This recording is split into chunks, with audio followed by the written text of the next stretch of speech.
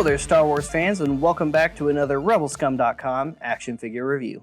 So today we are reviewing the new Black Series The Mandalorian number 11-0, or Q9-0, which is interesting because I don't think at any point they say his droid designation in the series the whole time. Well, series, I say. He was in one episode.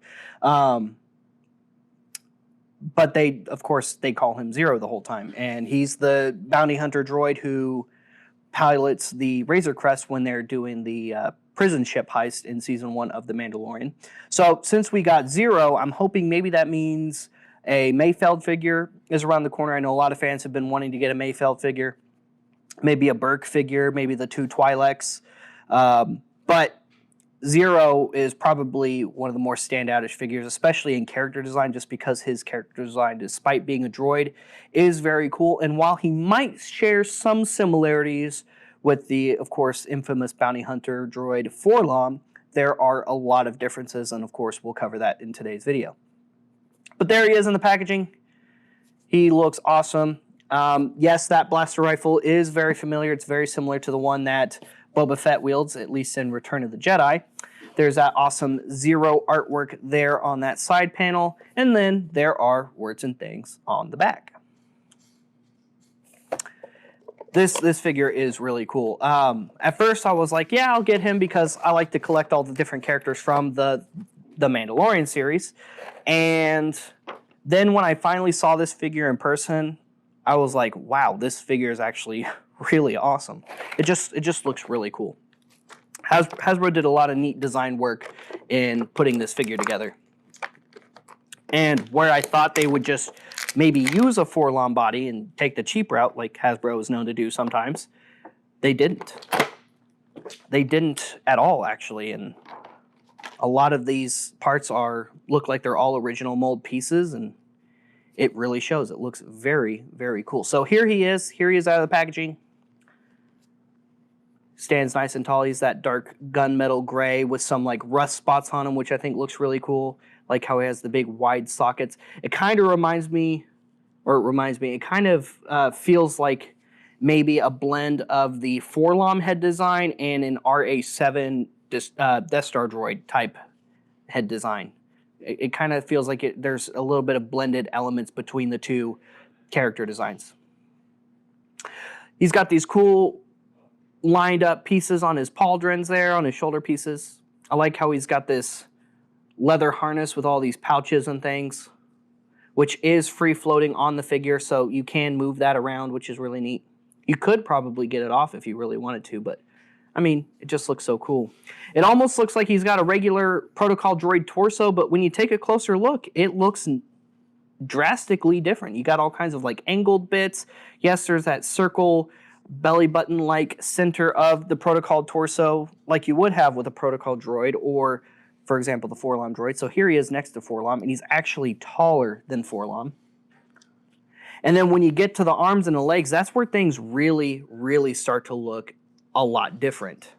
First of all, his arms are much more articulated than 4-LOM's, whereas 4-LOM had those regular protocol droid arms.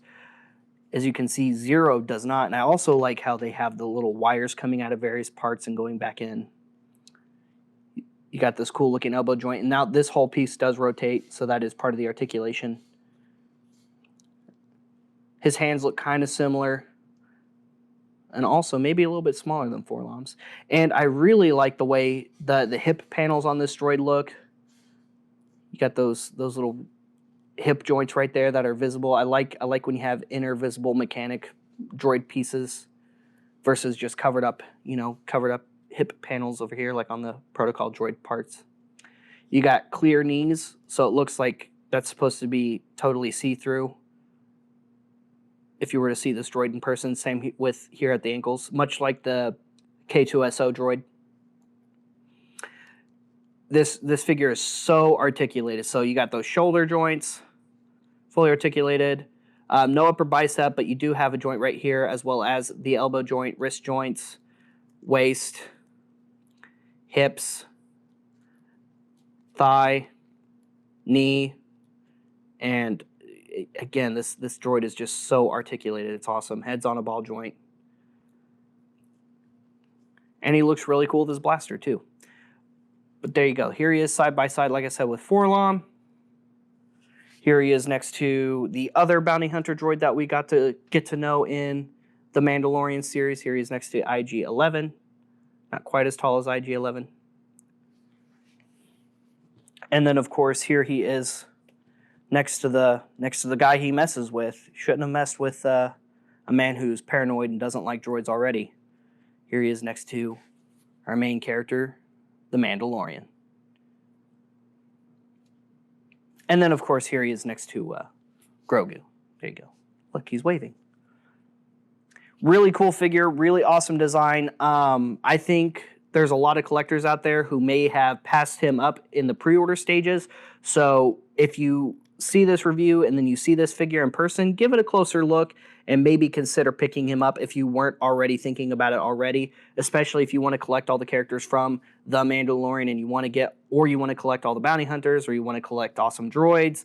I wouldn't sleep on this figure, because now that I've seen him in person, he was one of the figures I was least excited about in this wave. Not because I didn't want to get the figure, just because I was more excited about Tech from the Bad Batch, or Aurra Sing from the Clone Wars, or was there another figure I was really excited about in that wave? I can't think of it off the top of my head right now. But regardless, there were other figures I was a little bit more excited about than Zero here. And now that I've seen Zero in person, I'm like, oh my gosh. I don't know what I was thinking. He just looks so cool. So there you guys go. Thank you so much for tuning into this figure review, guys. Get Zero if you can find him. And make sure you're checking out other rebelscum.com content. Tune in for more. Subscribe, follow us on social media, all that good stuff. Leave us some comments in the comment section or talk about it in the forums. Let us know what you think about this figure and what are some other characters in The Mandalorian that you're excited to see, either in the Black Series line or even the 3 3/4 scale line. I know we have some more The Mandalorian figure reviews coming up in 3 3/4 scale, especially in the vintage collection, so just stay tuned for those. Now, for those of you who are saying, well, I really want to see a Dark Trooper figure. Well, Hasbro did say that one was one of their pipeline reveal figures, so they are working on a Dark Trooper. I don't know what's taking them so long, considering there were custom figure guys who had a fully articulated Dark Trooper figure like a few days after the episode aired and showed them off all the way. So kind of strange that Hasbro took so long to get that one done, but hey, we'll see it soon, so stay tuned. Like I said, thank you so much for tuning in. We'll see you guys later. We'll see you another time. May the Force be with all of you, you Rebel scum.